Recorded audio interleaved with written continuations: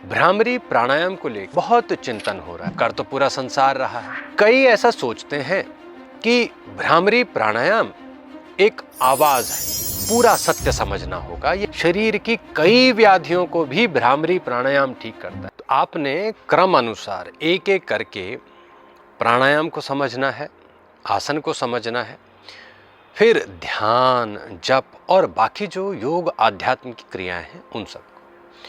आज के अभ्यास में हम जिस प्रकार से आगे बढ़ रहे हैं, आप एक बड़े विशेष प्राणायाम के ऊपर ध्यान देना। भ्रामरी प्राणायाम को लेके बहुत चिंतन हो रहा है, बहुत विचार हो रहा है कि कैसे हम इस प्राणायाम को अपने लिए और फलदायक बनाएं। हम क्या करें कि इसका अभ्यास बहुत अच्छे हमें परिणाम दे।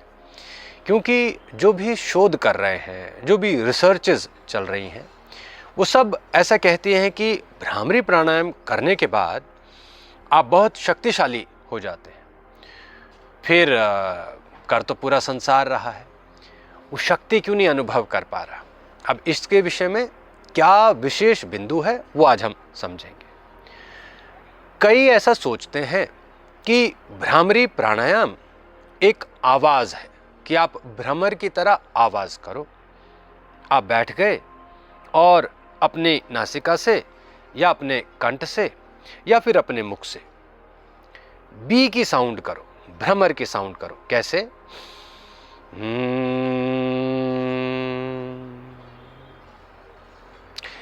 लेकिन क्या इससे आप भ्रामरी प्राणायाम का जो वास्तविक लाभ है या उसका जो तरीका है आपको फल देने का, क्या आप वो समझ पाओगे?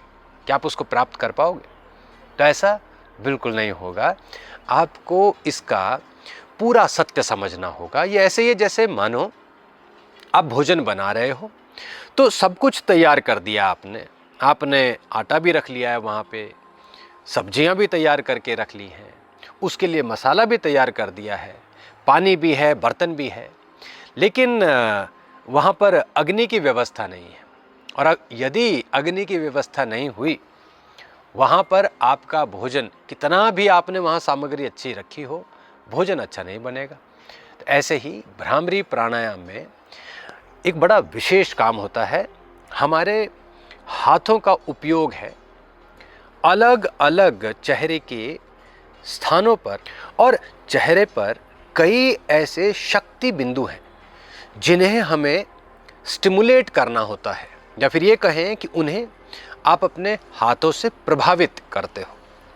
और यदि आपकी उंगलियां उन शक्ति केंद्रों को, शक्ति बिंदुओं को सही तरह से स्टिमुलेट कर पाई, उन्हें शक्ति देने के लिए तैयार कर पाई, तो फिर एक ही दिन में आपको भ्रामरी प्राणायाम आश्चर्यजनक लाभ देता है। तो है तो बात बहुत सरल, और सही तरीके से आप समझ गए तो बहुत आपको लाभ होता है, और नहीं समझे तो बस शांत होकर बैठ के आवाज़ करते रहें।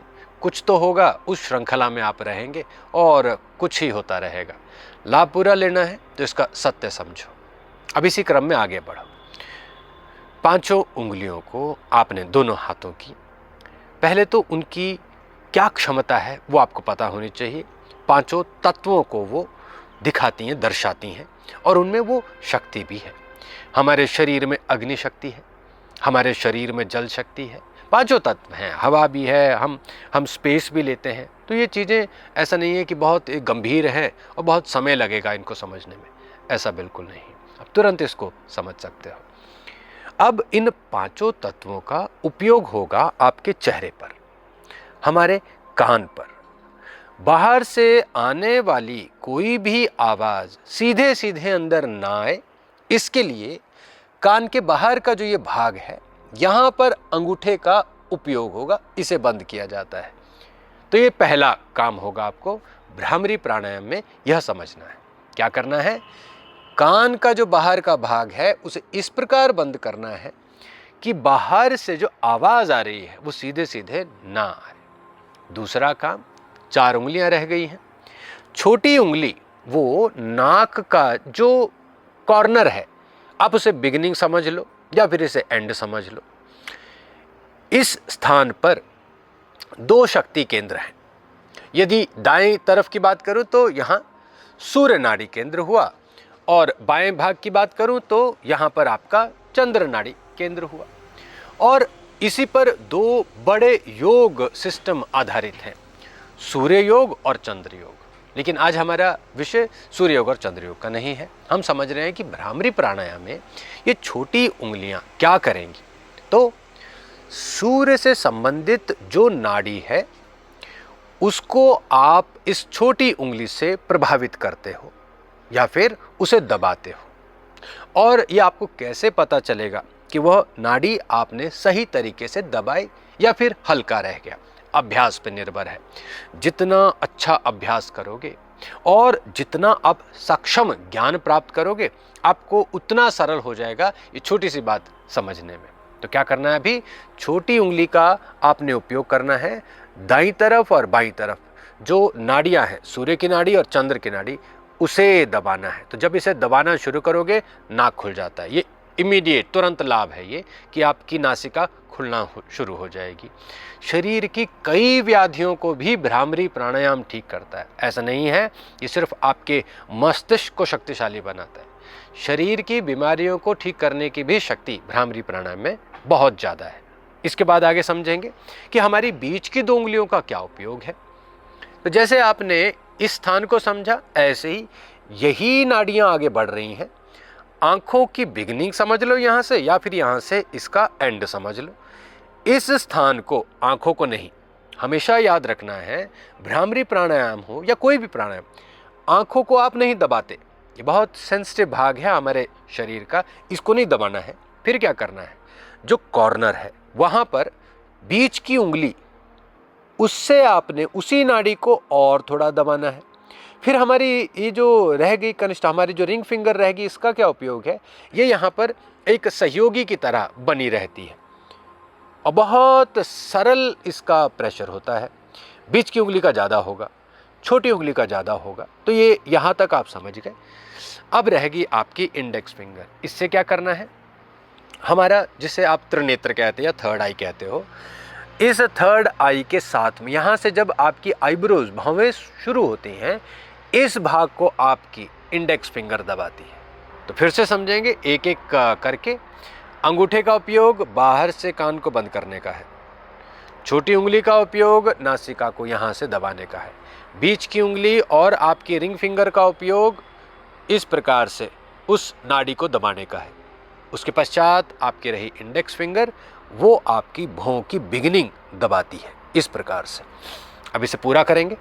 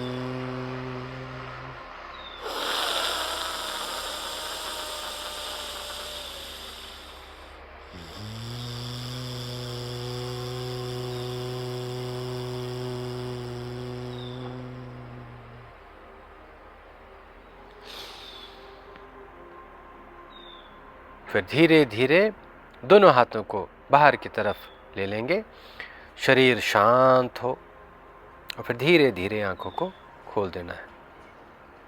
अब यह अभ्यास था भ्रामरी प्राणायाम का। शरीर सीधा रखना होता है। क्यों? हमारी बैक स्पाइन ही आपको मदद करती है इस अभ्यास को सफल बनाने में। तो सीधी पीठ रखनी है, सीधा सर रखना है। उंगलियों की आपने स्थिति समझ ली। करना कितनी देर है? आरंभ करो 5 मिनट से, बहुत अच्छा आपको इससे लाभ मिलता है। फिर वो 5 मिनट से बढ़ा के आप 10 मिनट तक लेके जाओ, 15 मिनट। इसे आप लंबे समय के लिए अभ्यास में ला सकते हो। कहने का अभिप्राय है कि आप इसको आधा घंटा भी कर सकते हो, 1 घंटा भी कर सकते हो। क्या लाभ होगा इससे? हमारा शरीर एक शक्ति का खजाना है। ऐसा समझो कि भ्रामरी प्राणायाम आपके लिए काम करती है और बाहर से शक्ति फिर अंदर लेके आती है। क्या है बाहर शक्ति? क्या है? ठंड बहुत है। अब बहुत ठंड होती है तो आदमी रुक जाता है और फिर उस ठंड के कारण कई बार बीमार भी पड़ जाता है, और इतना बीमार पड़ जाता है कि वो पूरा समय बस बेड पे रह जाता है। अब भ्रामरी प्राणायाम क्या करेगी? आपके लिए प्राकृतिक जो शक्तियां हैं आपको उससे जोड़ती हैं।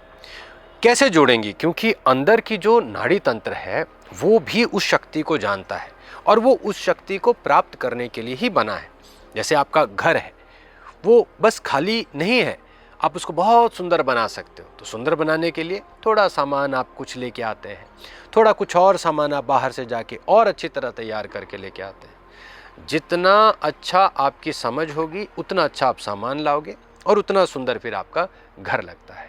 मंदिर है, मंदिर को सुंदर बनाने के लिए, अपने भगवान को सुंदर बनाने के लिए छोटी छोटी चीज़ें आप बाहर से लाके अपने भगवान पर लगाते हो तो आपका भगवान कितना सुंदर हो जाता है। जब हम उसे अच्छा तैयार करना जान जाएंगे, जब वो भक्ति हमें तैयार करती है कि हमारे भगवान को हमें और सुंदर बनाना है, तो फिर पत्ता, फूल, छोटी छोटी चीज़ें आप उन पे रखते हो और देखिए कितने सुंदर वो लगते हैं। ऐसे ही भ्रामरी प्राणायाम आपको तैयार करती है कि आप कैसे इस प्रकृति से शक्तियों को अपनी तरफ आकर्षित करो। जब आप स्थिर होकर बैठ जाएंगे, आपका नाड़ी तंत्र आपका साथ देता है।